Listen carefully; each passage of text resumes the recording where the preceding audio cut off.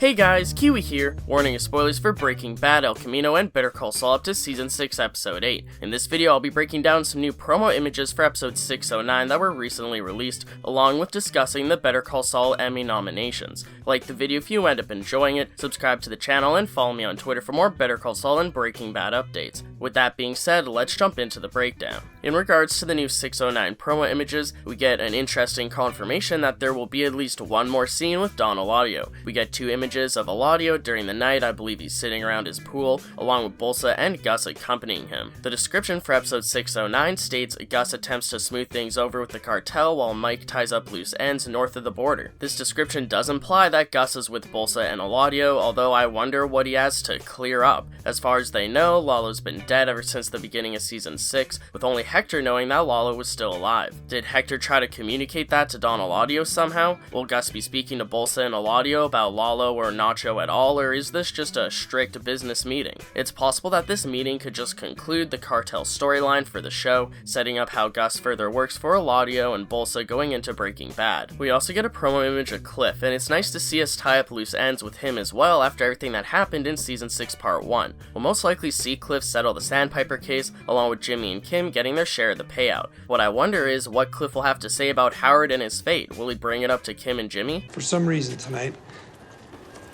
I feel like I've got all the answers. They'll have to tell the police that they were the last ones to see Howard alive, just as Mike instructed them. So does Cliff telling them about Howard cause them to call the police, or will they have already done that by now? I also wonder if Cliff will ask Kim why she never went to the Santa Fe meeting, as I'd like to see closure for that as well. Finally, we get a photo of Jimmy sitting in the apartment living room. Seems very unhappy, probably thinking about the events of episodes 607 and 608. It's very possible that although Jimmy and Kim get their Sandpiper money, they won't be able to enjoy it due to the traumatizing events that they had to go through in episodes 607 and 608, not only in regards to Lalo, Mike, and Gus, but also considering the fact that they indirectly got Howard killed, along with completely ruining his legacy. Kinda puts a damper on getting all of that Sandpiper money. And as if they didn't already burn Howard enough, Mike's plan to stage Howard's death as a drug-fueled self-unaliving cements the fact that Howard's legacy will be ruined, as he will be known as a secret druggie, along with the final moments of his career being just a huge public embarrassment. Will Cliff bring up the fake drug addiction to Kim or Jimmy? Remember that Howard told Cliff that Jimmy set him up, and in 607 it's possible that Cliff believed Howard. Now it didn't really matter if Cliff believed Howard because there's no way they could convince the board of what the truth was, but it's possible that Cliff will have a hunch that Jimmy was actually behind all that.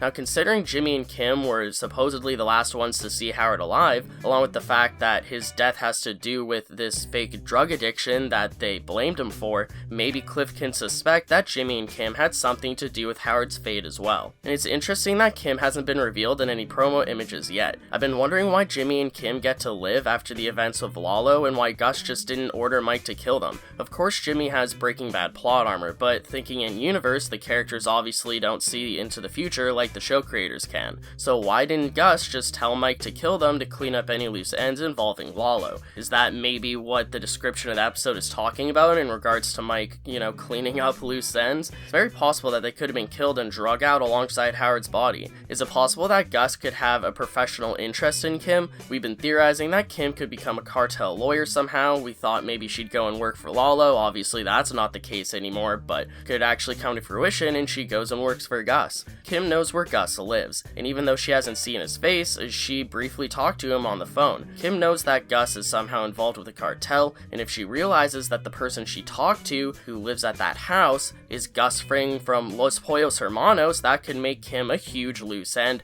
because she could put the pieces together and realize his true identity along with his secret drug business. But I'm also pretty sure that Jimmy doesn't find out who Gus truly is until halfway through Breaking Bad through Walt and Jesse, so if Kim finds out on her own, she'll probably go and talk to Mike about it alone and not tell Jimmy. We've already seen Kim keep info about Lalo from Jimmy, so it's possible that we could see her keep info about Gus from Jimmy as well. So what if Gus hires her somehow to work under him alongside Mike? I could even see Mike vouching for her, as we know he thinks that she's made of quote-unquote sterner stuff than Jimmy. Shot in the dark, but imagine how freaking crazy it would be if Gus took Kim to see Don Eladio and Bolsa, or just down to Mexico in general, just like how Gus did with Jesse in Breaking Bad, or just like how Lalo did with Nacho in Better Call Saul. That probably won't happen, not gonna lie, but it'd be nuts to see Kim dive headfirst into the cartel life.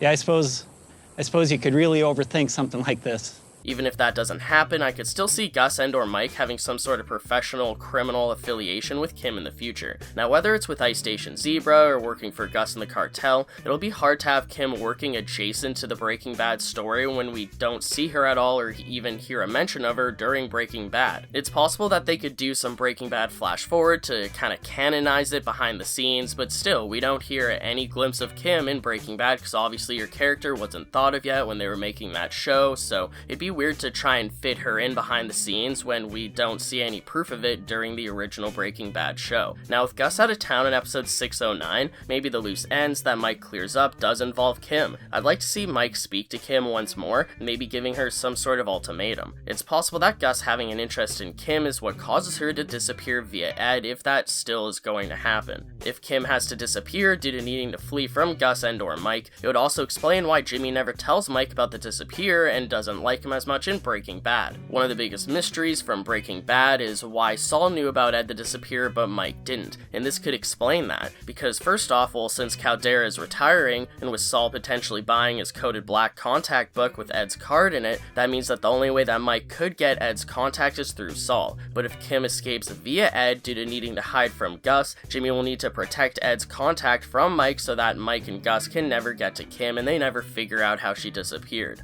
Let me know what you think about that possibility in the comments below, or any other theories you have in regards to Kim working for Mike or Gus, Kim possibly disappearing to run from them, or any other reason as to why they kept Jimmy and Kim alive after becoming such loose ends in regards to Lalo, especially Kim due to being at Gus's house and speaking to him briefly on the phone. So in regards to the Emmy nominations, Better Call Saul was nominated 7 different times. And that's it? Sorry. First off, Bob Odenkirk was nominated for Outstanding Lead Actor in a Drama Series, along with Ray Seahorn being nominated for Outstanding Supporting Actress in a Drama Series. It's great to see them both nominated, especially Ray Seahorn, but my small pet peeve with this is that Ray was nominated for Supporting Actress when, in my opinion, she should have been nominated for Lead Actress, but I digress. 2, double barrel, boom, boom, just like that. Tom Schnauz was also nominated for Outstanding Writing for a Drama Series for the episode Plan and Execution, which is episode 607, definitely deserved. Better Call Saul was also nominated for Outstanding Drama Series in general, along with Outstanding Music for Black and Blue, which is episode 605. Finally, Better Call Saul was nominated for Outstanding Sound Editing and Outstanding Sound Mixing, both for Carrot and Stick, which is episode 602. So this is great that Better Call Saul got all these nominations. Congrats to everyone from the Better Call Saul team. I sure hope that they take home some wins this year. However, I do have a few gripes. I'm disappointed that Michael Mando, Patrick Fabian, Jonathan Banks, Tony Dalton, and Giancarlo Esposito all weren't nominated at all for supporting actor. They definitely deserve some more recognition. Also, how the heck wasn't Better Call Saul nominated for cinematography? Not only was Better Call Saul not nominated for cinematography for season 6, apparently Better Call Saul has never been nominated for cinematography at all, which is just absolutely criminal. Hey, relax. Sit down. We're just gonna talk.